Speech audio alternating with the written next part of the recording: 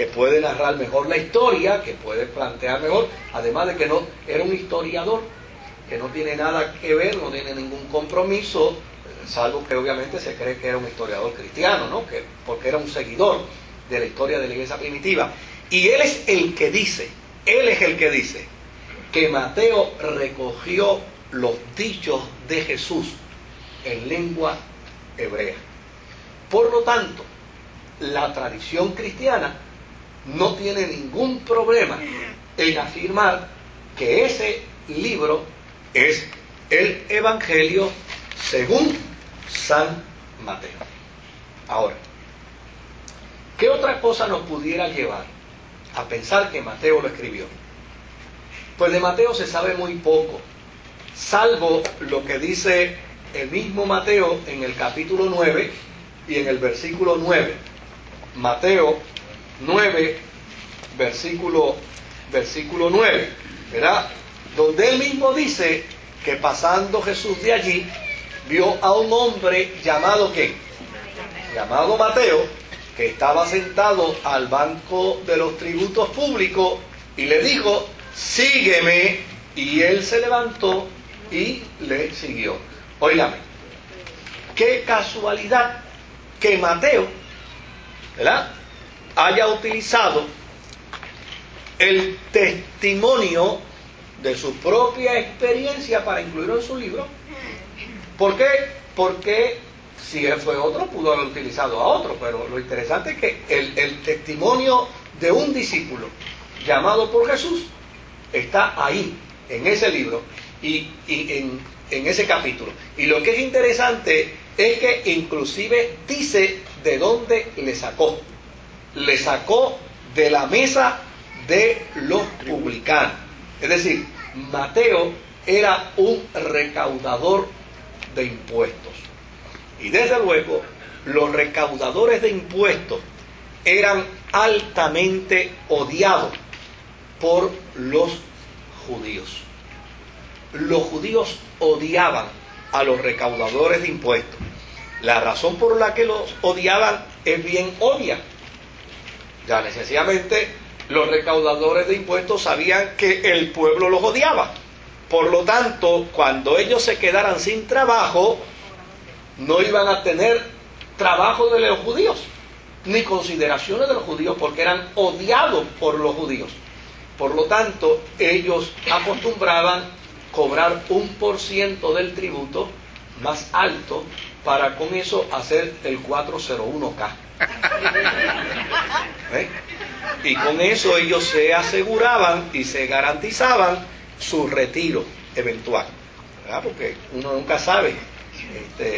Ellos decían: vamos a llegar a viejo y aquí no nos van a dar ni una limosna, pues mejor nosotros, y como nosotros somos la autoridad, decimos: mira, aquí dice que debe 86 denarios, pero a mí me parece que no son 86, son 100, págate 100. Entonces les doy los 86 al imperio y yo me quedo con los 14. Y los 14 pues yo los pongo en un fondo para cuando el emperador me vote, ¿verdad? Porque en aquel tiempo también habían ajustes, ¿no? Cuando me vote yo tengo acá con qué defenderme. Ahora, si Mateo era cobrador de impuestos, sin subestimar el intelecto y la capacidad de otros discípulos, pero yo imagino que un cobrador de impuestos tenía que tener una preparación superior a un pescador de Galilea, ¿verdad? Y la inmensa mayoría de los discípulos de Jesús eran pescadores. Por lo tanto, la posibilidad de que Mateo sea una persona altamente educada versus los otros discípulos hace pensar, como dice un teólogo, que cuando Mateo se levantó de la mesa de los tribunos lo dejó todo menos la pluma. Se llevó consigo el bolígrafo para escribir la historia de Jesús, los dichos y hechos de Jesús. Ahora bien, si ya hemos visto las características de Marcos con su evangelio, que a mí personalmente me fascina porque, como me decía hoy un pastor de Estados Unidos, me decía, si el evangelio simplemente me dice de la vida de un apóstol, de dónde vivía, dónde trabajaba, a qué se dedicaba y qué hacía, y no me dice nada más, no me interesa. Pero si el evangelio me hace saber que ese hombre era íntegro y que ese hombre era honesto, entonces a mí me desafía como cristiano a ser igual que él. Y desde luego, en el caso de Marcos, a mí me fascina porque Marcos presenta al Jesús humano, al Jesús que era necesario presentarlo, sobre todo por aquella corriente gnóstica. Acuérdense que los gnósticos decían que Jesús no era ¿qué? Humano. Pues Marcos se encargó de decir, pues mira, bien humano que era, porque le daba hasta coraje, se enojaba, y a veces le daba unos corajes que los discípulos pensaban que se había vuelto hasta loco. ¿Sí? O sea, la evidencia de su humanidad está precisamente en su comportamiento humano. Ahora, las características de Mateo con respecto a su evangelio son distintas. Número uno, Mateo es un judío muy mal querido por su pueblo, pero en una experiencia de conversión y de transformación, él quiere convencer a los judíos de su fe. Y su carta, su evangelio, es un documento que está enfocado precisamente a judíos. En el libro de Mateo, Mateo demuestra el cumplimiento de las profecías del Antiguo Testamento en la persona de Jesús como el Mesías de Dios.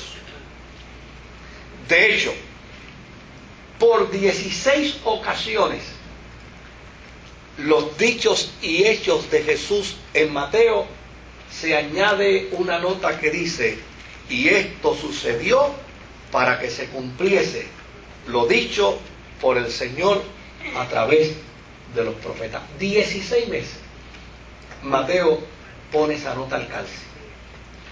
Y esto lo dijo Jesús, y esto sucedió para que se cumpliese lo dicho por el Señor a través de los profetas. Es decir, tomaba el Antiguo Testamento como referencia para demostrarle a los judíos que en Jesús, en sus hechos como en sus dichos, se cumplió lo que decía el Antiguo Testamento. Y vamos a ver algunas de esas evidencias.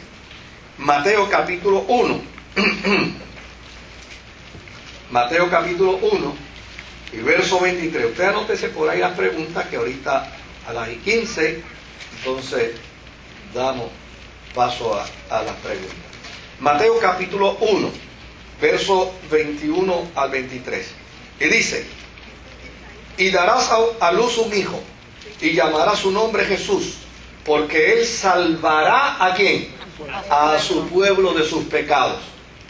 Todo esto aconteció para que se cumpliese lo dicho por el Señor por medio del profeta cuando dijo, he aquí una virgen concebirá y dará a luz un hijo y llamará su nombre Manuel, que traducido es Dios con nosotros. Y despertando José del sueño, hizo como el ángel del Señor le había mandado y recibió a su mujer, pero no la conoció hasta que dio a luz a su primogénito y le puso por nombre Jesús. ¿Qué hace él? Retrotrae la profecía antiguo testamentaria para decir, en Jesús se cumplió esa profecía.